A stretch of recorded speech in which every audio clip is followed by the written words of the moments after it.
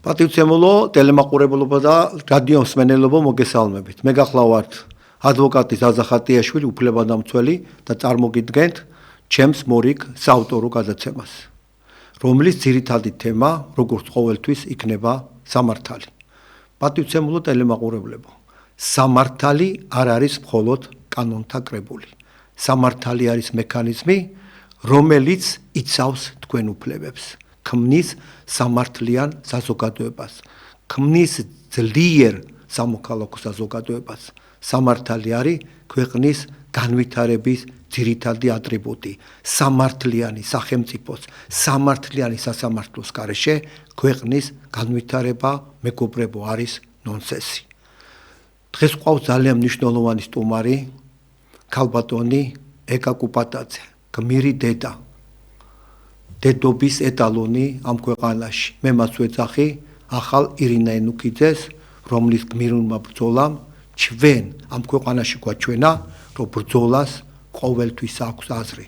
ეკა კუპატაძის გმირობამ აიძულა საქართველოს პროკურატურა, რომ მინიმალური სტანდარტებით ჩაეტარებინა მისი შვილის გიგა ავალიანის მკვლელობის საქმეზე ეფექტური გამოძიება. საზოგადოებამ გიგა ავალიანის ვერაგული მკვლელობის შემდეგ შეიტყო, რომ საქართველომ დაკარგა ერთ-ერთი ყველაზე ნიჭიერი, ღირსეული, წესიერი ახალგაზრდა, რომელიც 54 მოსწავლებს ამზადებდა, დღე-დაღამე მუშაობდა, რომ სამედიცინო განათლება, რომელიც მიიღო საქართველოში, გაეგრძელებინა ამერიკის შეერთებულ შტატებში, ჩამობრძანებულიყო და დახმარებოდა ჩვენ მოქალაქეებს. მე როდესაც გახდით გიგა ავალიანის დაბადების დღეს, მის განსვენების ადგილზე გამაოგნა ერთმა ფაქტმა. მოდიოდნენ და ტიროდნენ ადამიანები, რომლებიც არ იცნობდნენ გიგა ავალიანს და რომლებმაც მხოლოდ გადმოცემით იცოდნენ, რა წესიერი ახალგაზრდა დაკარგა ამ ქვეყანამ. მოდიოდნენ მისი მოსწავლეები, მისი მეგობრების მშობლები. ეს იყო უდიდესი ტრაგედია ამ ადამიანის ასე ვერაგულად მკვლელობა. დასაწყისში, როგორც ეს ჩვევია საქართველოს პროკურატურას, მათ არ ჩაატარეს ეფექტური გამოძიება, კანონის მოთხოვნათა დაცვით არ დაათვალიერეს შემთხვევის ადგილი, არ გაჩხრიკეს მეგობრებო სავარაუდო დამნაშავეს სახლები.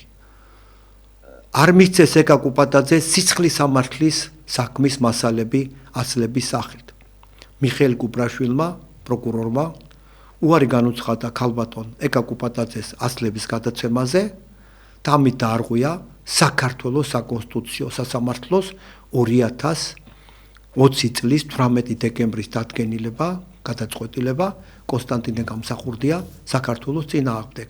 მიხეილ კუპრაშვილმა ეკა კუპატაძეს უარი უთხრა სიცხლის სამართლის საქმე მასალების გადაცემაზე, მისი შვილის მკვლელობის საქმეზე, მეგობრებო, აღნიშნავ იმ ნორმატიული აქტით, რომელიც საკონსტიტუციო სასამართლომ 6 წლის წინ ცნო არაკონსტიტუციურად.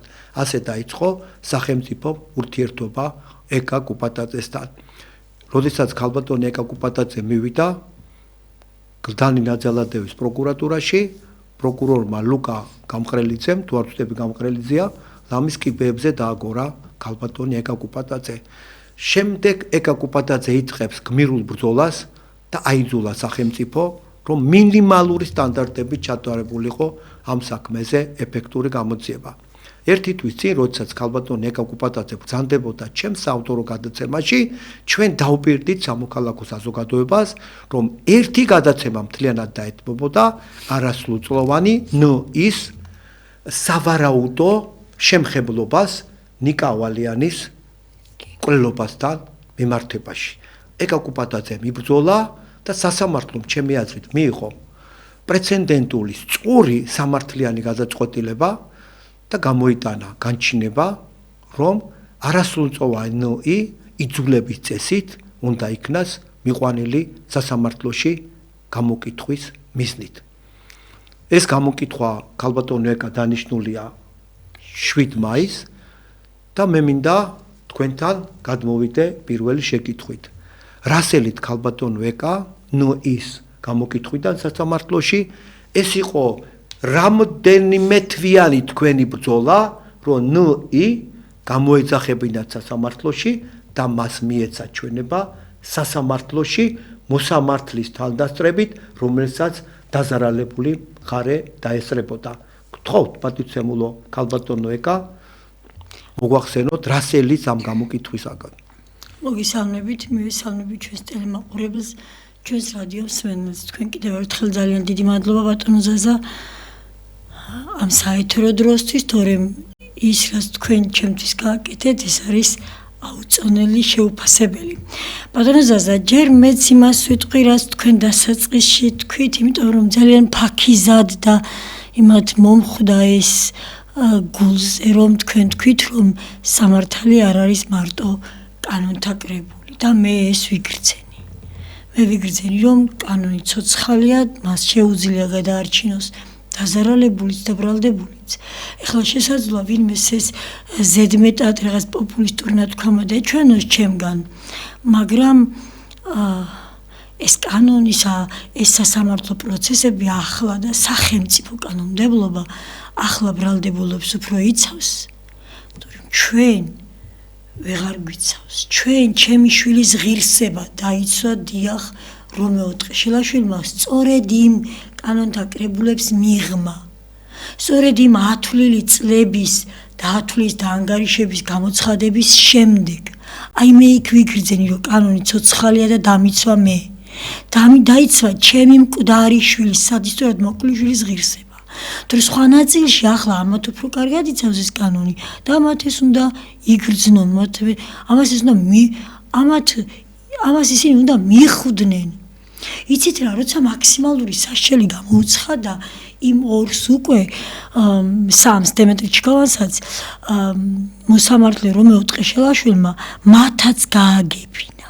რატომ გამოუცხადა ეს მაქსიმალური საშელი და რატომ დაიშვა პირველი პრეცედენტი მაშინ, რომ არასრულწლოვანს მაქსიმალური წლები მიუსაჯეს.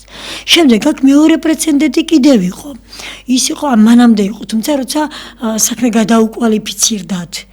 ესეც ღია და გაშიფრული იყო, იმიტომ რომ ესენი ჯგუფი კი არა, რაც ლუკა გამყრელიძემ ვერ მოახერხა.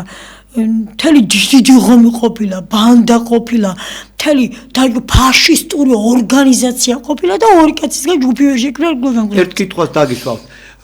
ქალბატონო ეკა, რო მომხდარიყო ჩხეკვის ჩატარება, როდესაც თქვენ შვილზე იძალადეს.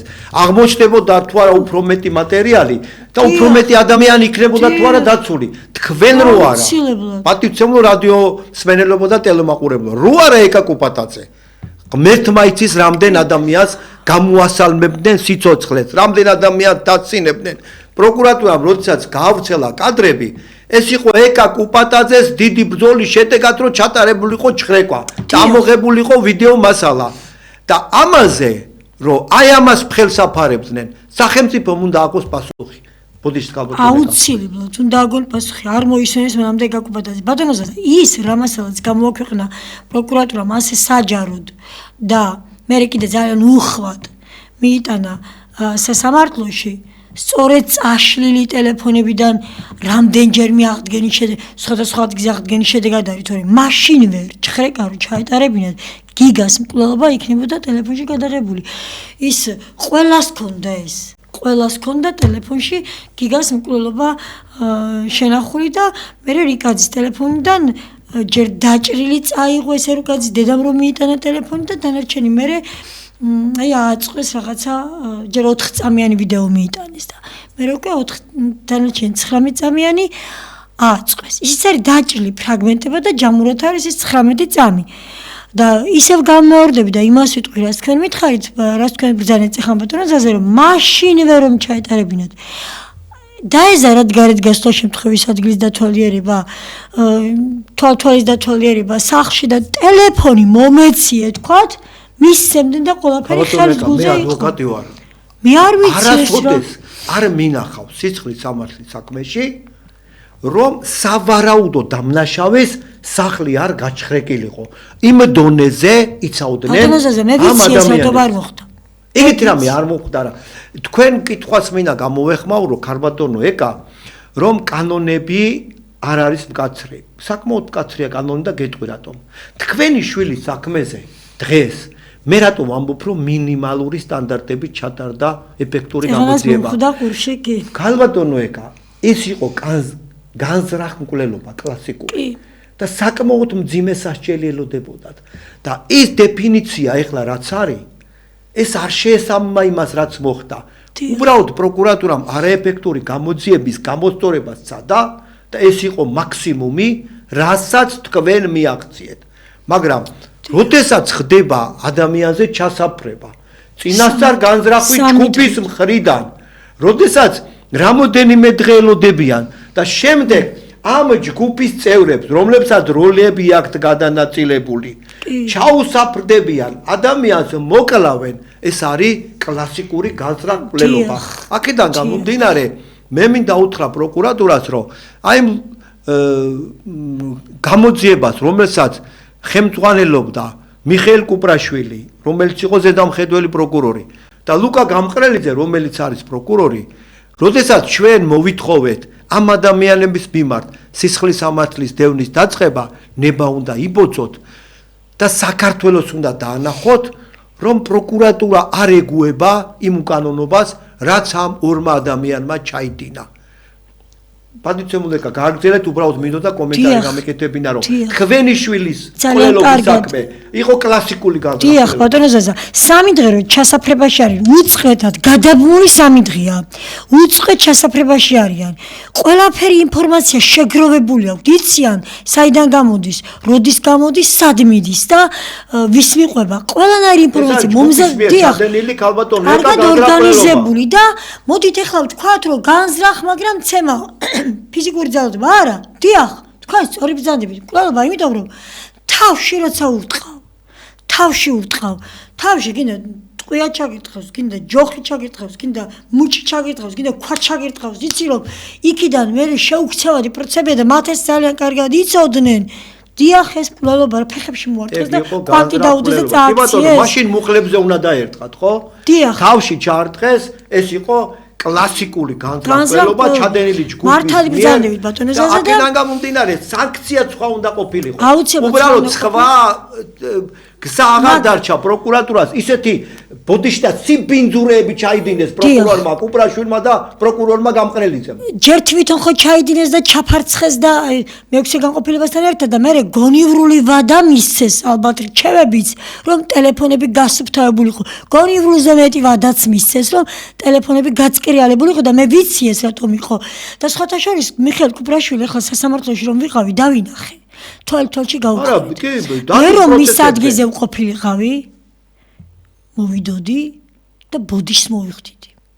მე რომ ყოფილიყავი ისა მიხეილ კუპრაშვილი, მე ამ ვიდეოს გავაზიარებ და ვიცი რომ ჩემს მას ნახულობენ და აუცილებლად ის ამას მოისმეს.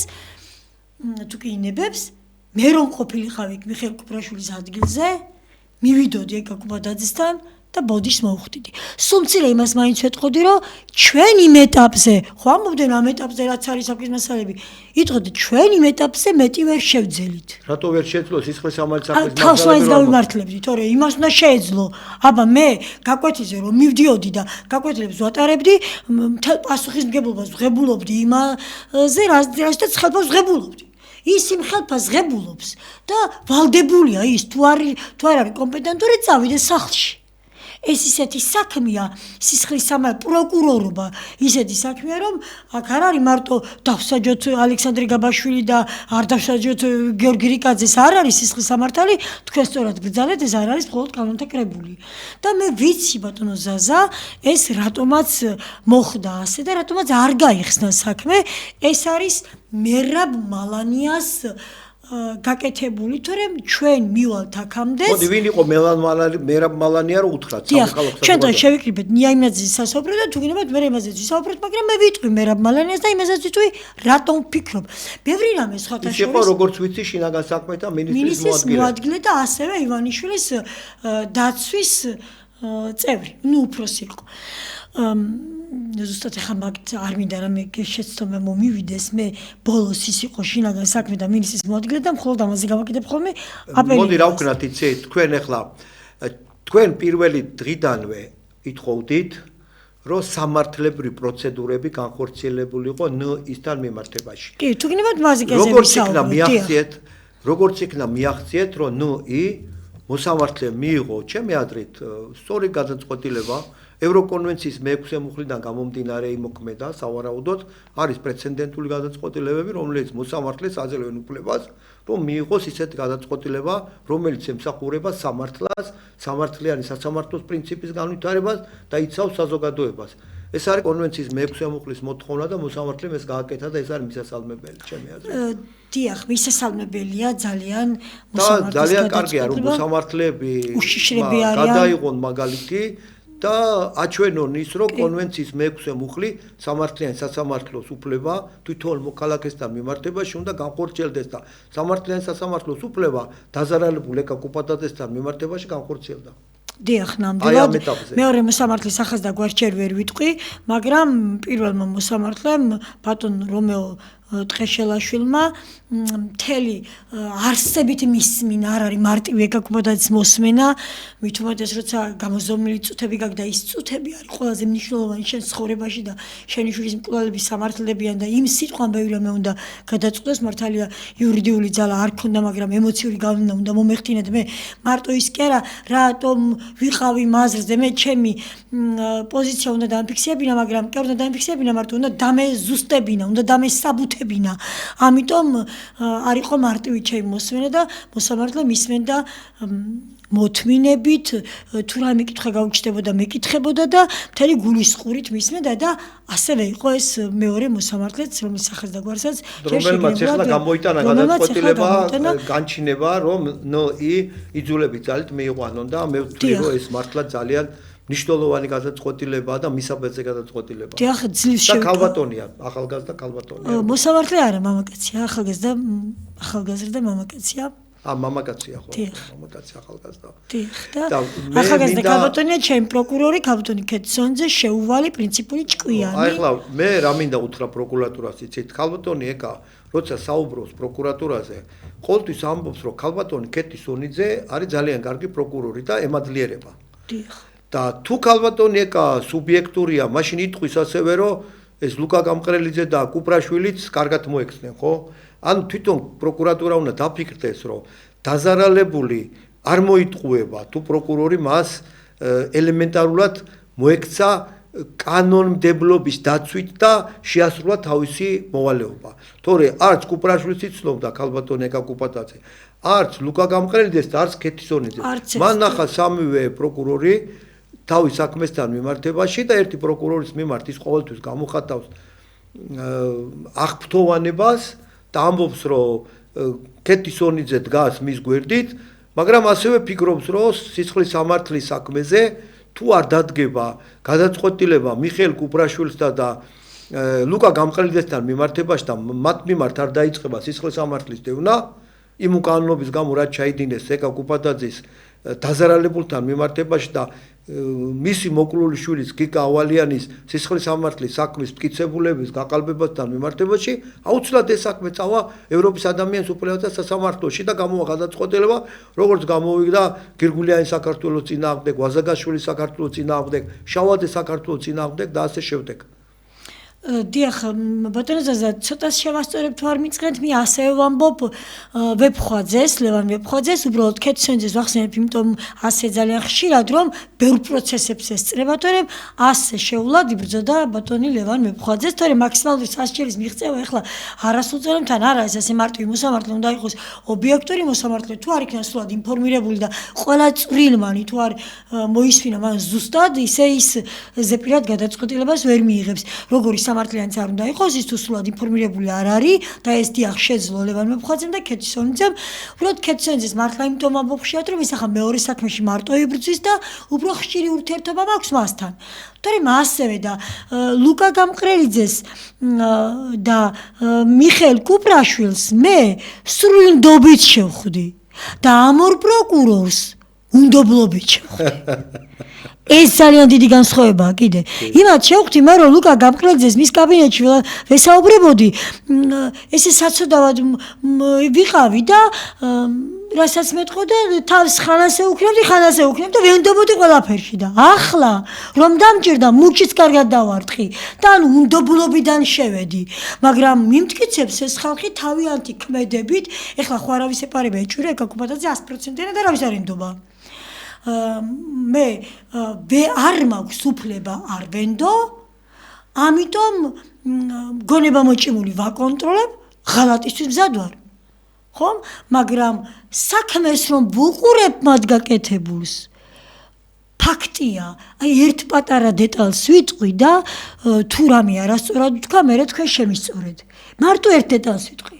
რომ მოგვესწრო გაბაშვილის და რიკაძისთვის 19 აპრილამდე დროში ყველა პროცესის დამთავრება, თორემ მერე უკვე განახლებული ბრალის დროს დრო უფრო მეტი გქონდა, მაგრამ აი 19 აპრილი იყო მათი საწყისი პერიოდი და იქამდე რომ ჩავტეულიყავით მოსამართლემ ხელი შეგვიწყო და პროცესები ყოველდღე ჩანიშნა. ხელი კი არ შეგიწყოთ, სამართალი დაიცვა. სამართალი მართლობთ, ძალიან სწორი ეს არის, მაგრამ ხო, თუმცა მისი კეთილნება იყო, რომ ეს არის სამართლიანი. რომ არ ყოფილიყო სამართლიანი მოსამართლე. სამართლიანი მოსამართლე რო არ ყოფილიყო, პრობლემები შეგვიქმნა. დიახ, რომ არ ყოფილიყო სამართლიანი მოსამართლე, პრობლემები შემიქმნა ხელოვნურად. და მოდით ახლა მაშინ ასე ვთქვათ. ერთ პატარა დეტალს ვიტყვი. როცა პროკურორ ქეთი სონიძეს წინ დღეს კონპირობითად მაგალითად 3-ში ხო რიცხვებს ამიშლობა, პირობითად 3 რიცხვში ქონდა სასამართლო პროცესი ჩვენი. გიგა ვალენის საქმე. 4 რიცხვში, ანუ მეორე დღეს ისევ ქონდა სასამართლო პროცესი. და რომ მივიდა სახლში არა, სასამართლოდან პროკურატურაში, იქ მუშაობდა მთელი ღამე, დილის 6 საათზე წავიდა სახლში და მეორე დღეს 10 საათზე ქონდა სასამართლოს ხდომა. ხომ შეეძლო რომ ჩატეულიყო თავის სამუშაო დროში. აი ორი დღე რომ რამდენიმე დღე იყო ასე. მარტო კონკრეტულად 2 დღე, მერე სხვა დღეს გაბნეული კი არა. რამდენიმე დღე გადაბმული პროცესები იყო და მოსმენა გაგიჭირდება, უბრალოდ ადამიანს ჯდომა გაგიჭირდება და ეს მუშაობდა. ყველა სერიოზული მოწმე მაშინ გაიყვანა იმ პერიოდში. იმიტომ რომ ყველაფერი სადაოცნეს და ამიტომ ამბობ მე ამას. ანუ კიდევ მას ვიტყვი რომ თუ კი მე ახლა ვხედავ კიდევ ერთხელ ვიმეორებს, უნდობლობით შევედი. უბრალოდ ადამიანურად მივეცი შანსი, რომ კარგი მაშინ დაამტკიცეთ. ესე კი არ მithქვამს ახლა მაგდენი მასე თავხედი კარვარ, ეს კი არ მიკადრებია, მაგრამ კარგით აბა დაამტკიცეთ ამ პრინციპით რომ შევედი, ნდობა აღადგინეს, აი როგორ თქვა, სრული რეაბილიტაცია გაუკეთეს პროკურატურას ჩემ თვალში. ამ ახალმა პროკურორმა. მე ძალიან კარგია.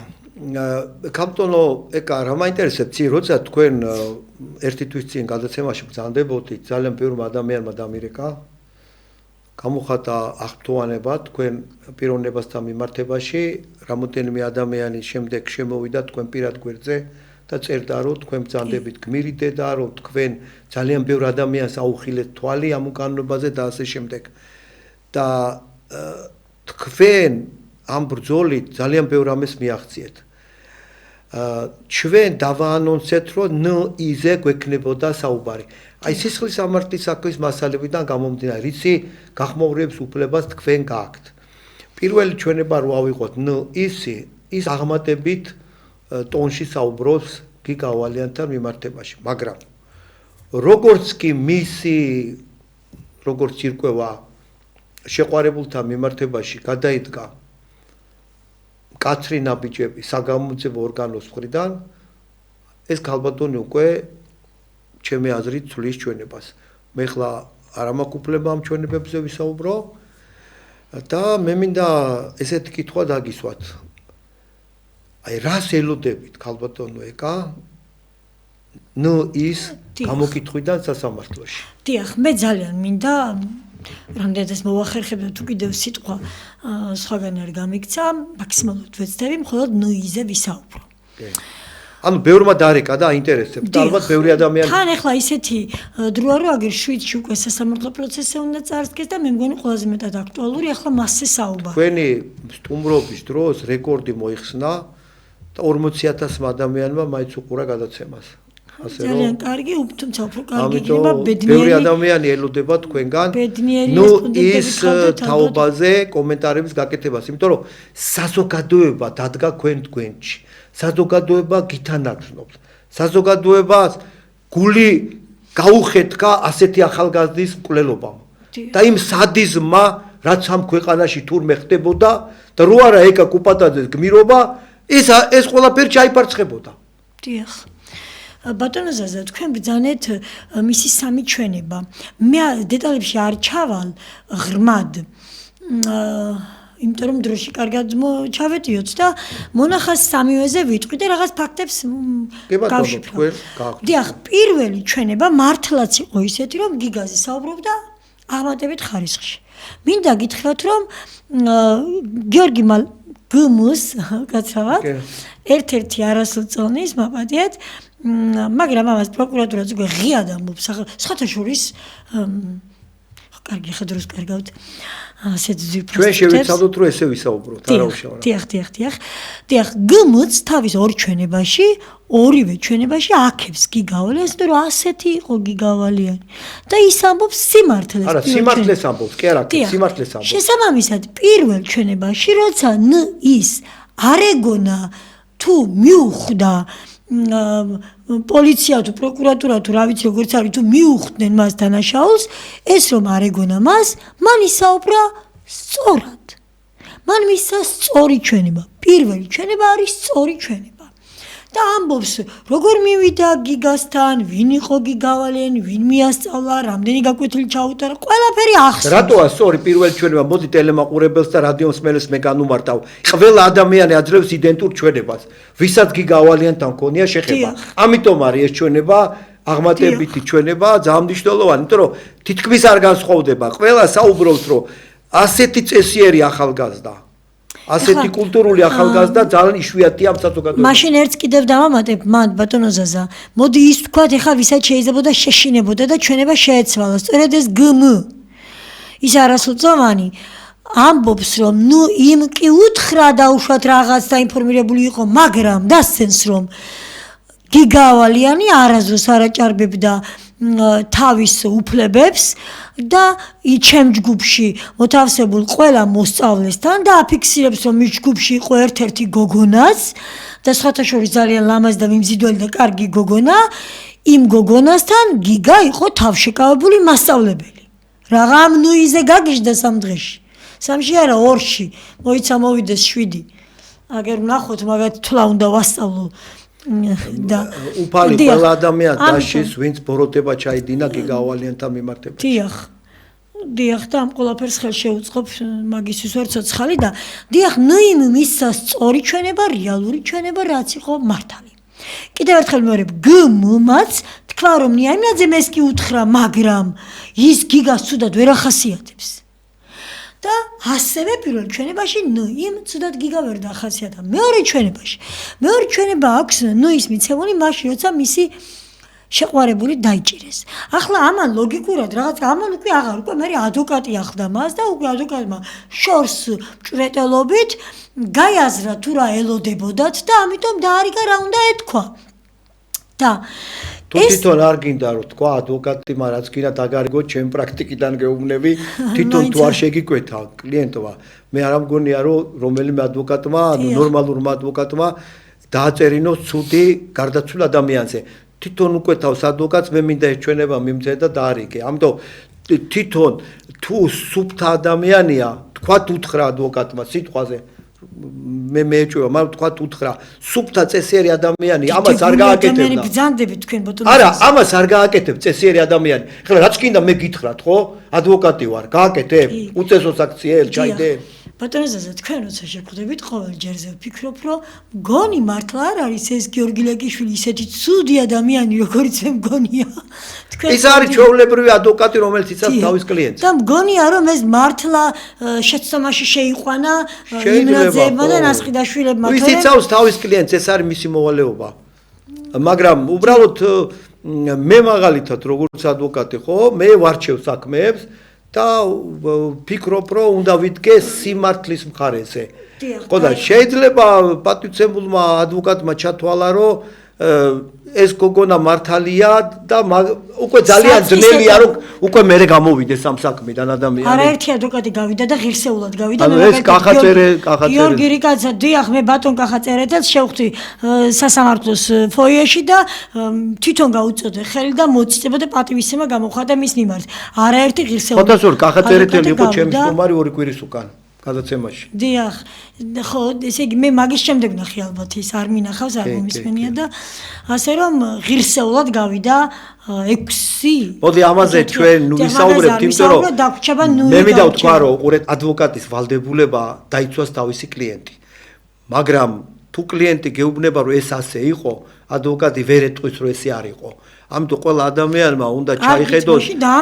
უნდა ყველა ადამიანმა, ხო, უნდა ბიბლიაზე ხელი დაადოს და თქვა სიმართლე. სულ მცირე ის მაინც უნდა უთხრას, მე მაინც მითხარით სიმართლე, მე მაინც არ მომატყუოთ, რომ მე იქ რო კითხვას დაგისმევს პროკურორი, დაზარალებული უფლებამონაცვლე, ისა თვითონ დიახ, მეც ახლა მე ხო კითხვას ვერ დავსვა, მაგრამ ხო პროკურორს მივცემ და ასევე ბრალდებულების ადვოკატები, ორი ადვოკატი ყავს. ხლა ამათ კითხვებს რო კარგად აგარიდებინო, თქვა და სიმართლე რო გავიტანოთ ჩვენ თუ კი მას გონი, ხო მე მაინც მითხარით სიმართლე, მას მაინც ერთი რამე გითხრათ, თქვათ ადვოკატები არასრულწლოვანს არ ყავს. მაგ საქმეში სიტყვაზე თქვენ იცით რომ სტრასბურგის სასამართლო განაჩენს გაუქმებს ეს იცით მე-6 მუხლის დარღვევა ჩათვლის აი რო თქვათ ადვოკატები არ ყავდეთ ბრალდებულებს ეს კატასტროფაა თქვენთვის რატო გეტყვით იმიტომ რომ ეს არის არასრულწლოვანების ეს არის სავალდებულო დაცვა სახელმწიფო ხო დაუნიშნავდა მე ხო მაგრამ თქვენ გონიათ ისე ნაკლები ადვოკატები სახელმწიფო ადვოკატები არიან იმდენად კვალიფიცირებული დღეს რომ ყველაზე მეტ გამომართლებელი განაჩენი მაგათი მონაწილეობით გამოდით უბრალოდ ერთი რამე უნდა ახლა თქვენ ძალიან მიყვარხართ მე და უბრალოდ ერთი რამე მინდა გითხრათ თუ მათ ადვოკატი არ ეყოლებათ თქვენ საქმე 100%-იანი წააგებთ სტრასბურგში. ამიტომ ჯობია ყავდეს ადვოკატი, ჯობია დაიცვას მისი უფლებები, ოღონდ ჩვენ დავდგეთ მტკიცებულებებით ისეთ სიმაღლეზე, რომ ვერავინ ვერ შეძლოს ამ მტკიცებულებების გაცამტვირება და მე ვიცი რომ საქმეში არის უკვე საკმაო მტკიცებულებები, რომლებიც დაედება განაჩენს საფუძვლად. ბატონო ზაზა, დაუსრულებლად შემიძლია თქვენთან საუბარი. ძალიან მოხიბლული ვარ თქვენით. ეხლა მე თქვენ ერთ რამეს გეტყვით. რა განსხვავებაა კერძო ადვოკატსა და ჩემი გადასახადი და სახელმწიფო ადვოკატს შორის?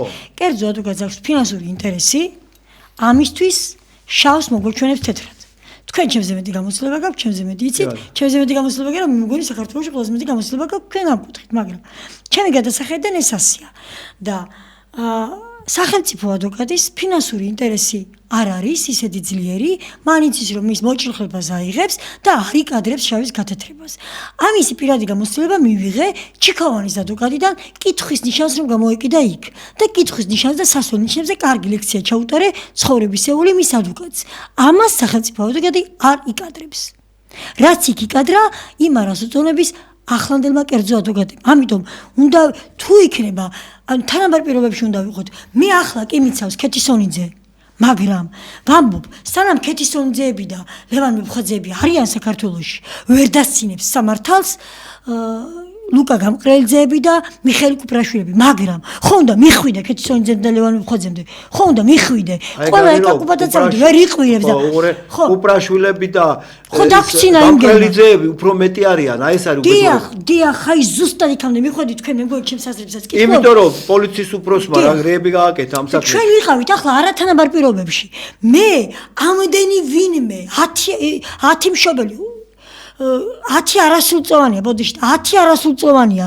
აი ამ საქმეში ვინც არის, ხა ყველა საქა ხარ ჩამოთვლი მაგის რო არ არის და მაგათ ხომ მშობლები ხავს, ანუ ხო ყველაფერს ეცადნენ და მე მართალია ერთი ვარ და შეიძლება ასაც ცუდრი, მაგრამ გამწარებული ვარ მე და შესაძლოა ვერ ვახერხებ იქ მისვლას, ხო?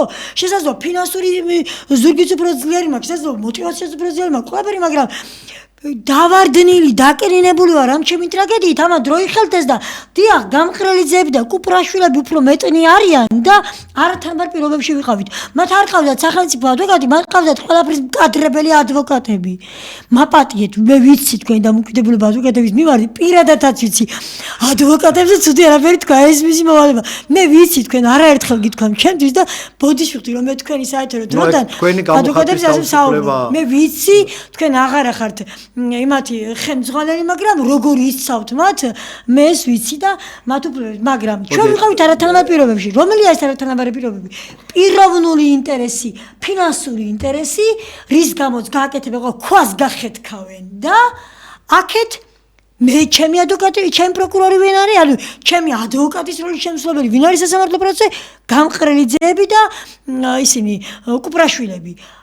ქეთისონძეები და ლევან მეფხოძეები რომ იპოვო, უნდა იყო 9-თა ვენეგა კუპატაძე და ამაშია საქმე და უნდა ყავდეს ისეთი ჭკვიანი და მაგარი ზურგი უკან, როგორიც არის ზაზა ხატიაშვილი და როგორიც არის თამარა ვალიანი და დარეჯან სულაშვილი. დიახ, თორემ ისი არ გამოვა ძალიან ბევრი იბრძოლა ამ საქმეში. ჩვენ დიახ, მე არაერთხელ მithქვას ბატონო ზაზა თქვენთვის რომ მართალია მზად ვიყავი. ყველა ხორს შეწირვისთვის, სულ შეწირვისთვის, ყველაფრის მზად ვიყავი, მაგრამ მე ვერ ხედავდი პროგრესს ამ საქმეში. იმიტომ რომ მე ვხედავდი მხოლოდ კანონთა კრებულს, ჩვენითაც დავიწყეთ საუბარი. ჩვენი ტელემაყურებელი ელოდება იზე საუბარს. არა, უყურე. იზე ჩვენ შეგვიძლია ვისაუბროთ მას შემდეგ ასევე ეს ზოგადი გადაცემა გვაქვს ჩვენ ახლა ბევრი ვისაუბრებთ სხვა საკითხებზე და ძალიან მნიშვნელოვანი იქნება იზე ვისაუბროთ, როცა ის მისცემს ჩვენებას. ამიტომ ან მოვა თუ არა შვიდში. ძალით ხომ მოიყვანენ პოლიციის ძალით მოიყვანენ. გააჩნია ახლა თუ მანასწავის ოპერაციას თუ გაიკეთებს ხარ უნდა გაიკეთოს. ცნობები წარადგინა რომ საავადმყოფოშია ვერ მოიყვანა. ცნობები ეს რაც სად რამდენხანს შეინახავი და დამალავენ უკვე გაცემულია ბრძანება ბატონო ზაზა 7-ში ახლა რა უნდა დაემართოს ესეთი რომელი ექიმი იკადრებს ახლა იმას ან იკადრებს ერთია და შაში ვინ ჩაიგდებს თავს ყველას რო თავიდან ეკა კუპატაძეს ვინ დაუსხლება ხელიდან და იმ ფსიქოთერაპევტს ანუ იმ საავადმყოფოსთან აქცია ჩავატარებინებენ ჩვენ. რას ამბობთ? ბატონო ზაზა, იცით რა მიკვირს მე? კი იცავ თქვენ ამ ადვოკატებს და ხომ გითხარით რომ იმ კინაღა ადვოკატებმა უყურეთ, ეს არის უყურეთ ერთ რამეს გეტყვით. არის საერთაშორისო ნორმა. ადვოკატმა უნდა შესძლოს თავის უფლებამოსილების გაქორწილება შიშის ჩარევის, ძალადობის და ყოველგვარი ზემოქმედების გარეშე. ეს არის ნორმა. როგორც ქვეყანას უნდა ყავდეს კარგი პროკურორი, უნდა ყავდეს ქვეყანას კარგი ადვოკატი. ეხლა არის ესეთი მოსაზრება, ვთქვა, თუ იცავ შენ სასულიერო პირს, კარგი ადვოკატი ხარ, თუ იცავ მკვლელს, ცუდი ადვოკატი ხარ. ეს არის არ გეწყინოთ, მაგრამ არ არის სწორი. გაეროს პრინციპი ადვოკატის როლის შესახებ კუბაში რომ მიიღეს, პირდაპირ ჩაწერეს 89 წელი იყო. არ შეიძლება ადვოკატის კლიენტთან იდენტიფიცირება. ანუ მარტო აქ კი არ არის ეს პრობლემა. მთელ მსოფლიოშია ეს პრობლემა. უბრალოდ მე მაქვს ფუფუნება, მე უბრალოდ ჩემი სარწმუნოება, ჩემი შეხედულება არ მაძლევს უფლებას ისეთ საქმეზე გამოვიდე, რომელიც ჩემს ქრისტიანულ წამს ეწინააღმდეგება. მე როდესაც საქმეს ვიღებ თუ არ ვიცი რომ ადამიანი მართალია, იმ საქმეზე არ გავდივარ, რაც უნდა დიდი თანხა შემომთავაზონ. ამიტომ სისხლისამართ საქმეები ჩემნაირ მოთხოვნა ადვოკატ წელიწადში მაქვს იმაზე 10-ჯერ მეტი ვიდრე ნაკლები ვიდრე სხვა ადვოკატი. აი ყოველ დღე ვიღაც მირეკავს რომ დამიცავი. თუ არ ვიცი ჯერ მარტო მე რამდენიმე მირეკავს რომ მომეცით ბატონო ზაზას. აი თქვენ რამდენიც გამიგზავნეთ, ყველას უარი უთხარი. იმიტომ რომ ყაჩაღობა, ნარკოტიკები, ეგ ჩემთვის არის, ჩემ მამაო აღარ მაზიარებს. მე ყოველ კვირა ვეზიარები. გამორიცხულია რომ მე ყოველ კვირა რაღაც სასწაული თუ არ მოხდა, ეკლესიაში არ ვიყო და არ ვეზიარო. ამიტომ ეს თვითონული ადამიანის გადასაწყვეტია, ამიტომ ვინ რა გადაწყვეტს, ის მერე ღმერთი წინაშე აგებს პასუხს ჩემი აზრით. ბატონო ზაზა, მე თქვენ გეთანხმებით, მაგრამ ისე ხომ არ გწყით ხოლმე ხანდახან რომ ესე არა თქო რომ აბა. ეხლა მაინც უნდა შეგეცნა. არა, არასწორობა არ არის, ეს არის სოფლიო პრობლემა. მარტო თქვენი კი არა, 99 წელში სპეციალურად მიიღეს კონვენცია, რომ ადვოკატის იდენტიფიცირება კლიენტთან არ შეიძლებაო. იმდენად დიდი პრობლემაა ეს. იმიტომ რომ აი ეს ძალიან ცნობილი ფილმი არის, ტომ ჰენქსი თამაშობს. საბჭოთა და ამერიკელ მძვერავზეა. ეს არის სტივენ სპილბერგის ფილმია, გადაღებული არის ნამდვილ მასალებზე, რომ ამერიკაში ადვოკატი გადაწყვეტს და საბჭოთა შპიონს იცავს და სახლთან მიდიან და ამ საწოდავ ადვოკატს უმსხვრევენ ფანჯრებს. და გარეთ რო გამოდის აფურთხებენ. ამიტომ ეს არ შეიძლება რომ მოხდეს. მე ამას ვამბობ. გალა იმიტომ რომ მე ვიცავ რა, ეს არ შეიძლება. ამიტომ ყველას ღმერთმა სიკეთე მიცეს, ჩვენ ამ შემთხვევაში ვაპროტესტებს იმას, რომ სახელმწიფო არ დადგა ჩვენ გვერდით. რო ჩატარებული იყო პატივცემულო ეკა, ეფექტური გამოძიება თავიდან დამოღებული ყოფილიყო სისხლის სამართლის საქმის თან მიმართებაში, ყველა ეს მტკიცებულება გიგავალიანი რომ მიდიოდა, მას მიეპარნენ და თავში ჩაარტყეს. რით თქინდება ეს? გიგავალიანს ჰქონდა ყურსასმენები და უსმენდა მუსიკას. რაქნა ის რა ქვია პოლიციამ არა მოიღო ყურსასმენი. ყურსასმენი რამოდენიმე დღის შემდეგ იპოვა თქვენმა ძმამ, დარეკა პოლიციაში და უთხრა: "ხალხო, ვიპოვე ყურსასმენი, რომელიც გიგავალიანს ეკეთა." არა მოიღეს დანაშაულის ჩადენის იარაღი, ქვა, რომლითაც სავარაუდოდ მოკლეს გიგავალიანი. როცა თქვენ ეს ქვა იპოვეთ, პოლიციის უფროსი მოვიდა და თქვენად ესავს ხელი მოაკიდებინა, რომ ეს მტკიცებულება არ ყოფილიყო ვალიდური. ანუ სახელმწიფომ ყველაფერი გააკეთა, რომ გიგავალიანის მკვლელობაზე, ამ უბინძურეს მკვლელობაზე ეფექტური გამოძიება არ ჩატარებულიყო. ამიტომ სახელმწიფოს თუ გონია, რომ ეკა კუპატაძე ევროპის ადამიანის უფლებათა სასამართლოში არ წავა, ძალიან ცდება. ჩვენ ევროპის ადამიანის უფლებათა სასამართლოს პრეცედენტული გადაწყვეტილებით არის მინიმალური და მაქსიმალური დრო ეფექტური გამოძიების ჩატარებით. როცა ეს მაქსიმალური დრო გავა და ევროპის ადამიანის უფლებათა სასამართლო მიიღებს წარმოებაში ამ საქმეს, მერე მარტო კუპრაშვილი და გამყრელიძე კი არ დაისჭება, ქალბატონო ეკა. ძალიან ბევრი ადამიანი დაისჭება, ვისაც ეწერა ეს საქმე და არ ჩაატარა ეფექტური გამოძიება. ანუ ეხლა ხო რაღაც თვეები გავიდა, ერთი კვირის, ორი კვირის შემდეგ ჩვენ ვაპირებთ, რომ ამ საქმეზე მოვითხოვოთ, ხა მე მაქვს ჩემი მოსაზრებები ამ საქმეზე, ჩვენ ამ საქმეს ესე არ დავტოვებთ. პროკურატურამ უნდა იცოდეს, თუ საქმეზე არ ატარებს ეფექტურ გამოძიებას, საქართველოში ეკა კუპატაძე მაჩვენა რომ ეკა კუპატაძეები გამოჩნდებიან კიდე და საქართველოს პროკურატურას უფლებას არ მიცემენ, რომ მტკიცებულებები გააყალბოს. უბრალოდ მე მინდა ერთი რამ გითხრათ, ადამიანს შვილი არ ატირეთ. ქალბატონი ეკა ყოველდღე დადის სასაფლაოზე. ეს არის ძალიან მტკივნეული პროცესი და არაძლევთ თქვენ საშუალებას, თქვენი არასწორი ქმედებებით, რომ სასაფლაოზე უფრო მეტი დრო გაატაროს. ქალბატონი ეკას უწევდა აქციების ჩატარება, რომ ეფექტური გამოძიება ჩატარებულიყო.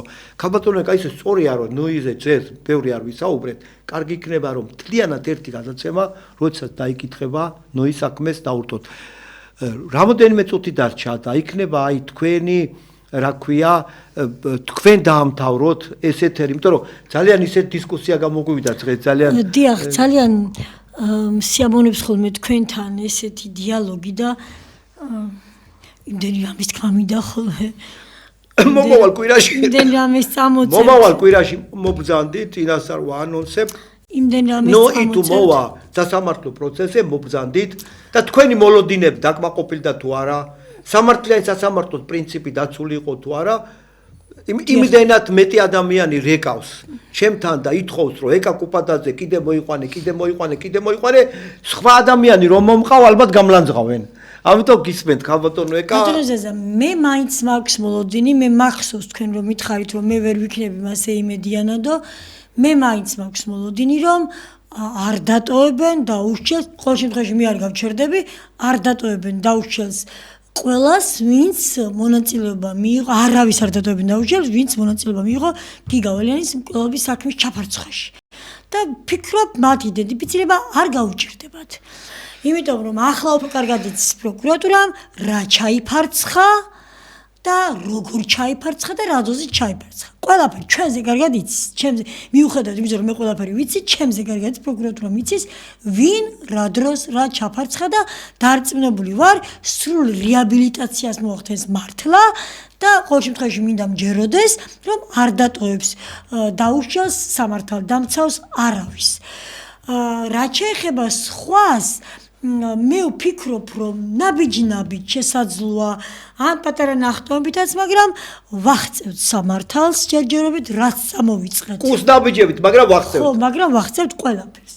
ყველაფერს ახსენებ, გრძნობ მათგან თანადგომას და რა ვიცი, ჯერა რომ ბოლომდე იქნებიან ასეთები. არავის არც ექიმს არ დავტოვებ, არც იმ ახალ გამოჩეკა თვითონ რომ ძალით თავი დამნაშავე დაქცია ფსიქოთერაპევტმა, არც იმას და ახლა ნახეთ, ეხლა მე რისი თქმა მინდოდა ადვოკატის ბრალეულობასთან დაკავშირებით ისე დავბრუნდი მაგ საკითხზე. კი, როგორ არა, დაცვა უნდა იმ ბრალდებულს, როგორ არა, მისი კარგი თვისებები თუ კი რამეა, უნდა აჩვენოს მოსამართლეს, რაშიც არ არის დამნაშავე, იმაში არ უნდა დაადანაშაულონ, ამის უფლება არ უნდა მისცეს. სახელმწიფო აძლევს სიცოცხლის გაგრძელების უფლებას და ამაში უნდა დაეხმაროს ადვოკატი, ეს სასახაა. მოსამართლეს საიდან ეცოდინება ამისი თუნდაც კარგი მხარეები, ან იმ საქმეში ბრალი და უდანაშაულობა. ეს ზუსტად ადვოკატმა უნდა აჩვენოს მოსამართლეს, მაგრამ საქმე იცით რაშია? შტერად კი არ უნდა ჩათვალოს ვინმე ლეკიშვილებმა, თუნდაც პროკურორი, თუნდაც მოსამართლე, თუნდაც ისა დაცვის მხარე, ან თუნდაც დაზარალებულის უფლებამონაცვლე. ცნობა ცნობისთვის აფრიალა. რა ეგონ, არავინ არ ჩაიხედავდა იმ ცნობაში? ამის პროტესტი მოქვს მე ბოდრონზეზე. არავინ არ ჩაიხედავდა. იცით რა ცნობა მიიტანა კარდიოლოგის მიერ, სადაც წერია რომ გული სტრუქტურულად და ფუნქციურად ჯანმრთელია. და კარგი ნორმაშია ყველაფერი, თორე გაშლილად ეხლა საერთოდ დროს არ დავკარგავ, დავწერე Facebook-ში დილას. დავიწყე მე მგონი ამ ხალხს მე 2 ექიმი რომ იზის სახში. ჯერ ერთი და მე მეორე თუ დამჭირდა ხო ვისწავლე სისხლის სამართალი, ვისწავლდი მაგასაც. და ერთი სიტყვით რა ხომ იცის რომ წერტენ ძიმით ყველაფერს კითხულობ, ასე რომ თუ იცავს, მე ხომ არ ვითხოვ ზედმეს, მე პირიქით ვამბობ, თქვენ იპოვეთ, კი ბატონო, თუ რამეშია დამნაშავე გიგაოლიანი, მე ჩემი მკვდარი და ცოცხალი შვილით გავქრები დედამიწიდან თქო 2 დღის წინ თქვი და ჩემ ხმას ვერ გაიგონებს ვერავინ. ახლოს ხო რამეს ვეთქვი? დამტკიცეთ მაშინ უდანაშაულობა, ის კი არა, ვაი მე ხა გული აუფრიალდა. კითხულობენ მე რა მემართება? ქალბატონო ეკა, უყურეთ, ჯანმრთელობით ცნობა არ შეიძლება იყოს დანაშაულის სასჯელისაგან განთავისუფლების საფუძველი. აქედან გამომდინარე, ქალბატონო ეკა, ჩვენ ვითხოვთ ეფექტურ გამოძიებას, ჩვენ ვითხოვთ სამართლიან სასამართლოს და ჩვენ ვიქნებით საზოგადოება დაკვირვების რეჟიმში, რომ სამართლიან სასამართლოს პრინციპი ბოლომდე განხორციელდეს ეკა კუპატაძესთან მიმართებაში და ჯერ არ მithქვია, მე მინდა პროკურატურას უთხრა, უბრალოდ თქვენ რო ელემენტარული ეფექტური გამოძიება არ ჩაკეტარებინათ, მე და ეკა კუპატაძე მომავალ აქციას სტრასბურგში ევროსაბჭოს წინ გეგმავდით, აქედან გამომდინარე სწორად გააკეთეთ, რომ როგორც იქნა დაიწყეთ ეფექტური გამოძიება და ძალიან ბევრი პროკურორი ამ ჩვენი აქციების შემდეგ არ დაჯდა საბრალდებო სკამზე. მე მინდა პატივცემულო ტელემაყურებელო და რადიომსმენლო დაგემშვიდობათ, ჩვენი სტუმარი იყო გმირი დედა ეკა კუპატაძე, ჩემი აზრით დედობის ეტალონი ამ ქვეყანაში. კარგად ბრძანდებოდეთ მომავალ შეხვედრამდე და ქალბატონი ეკა დაგვირდა რომ მომავალ გადაცემაში აუცილებლად გვესტუმრება.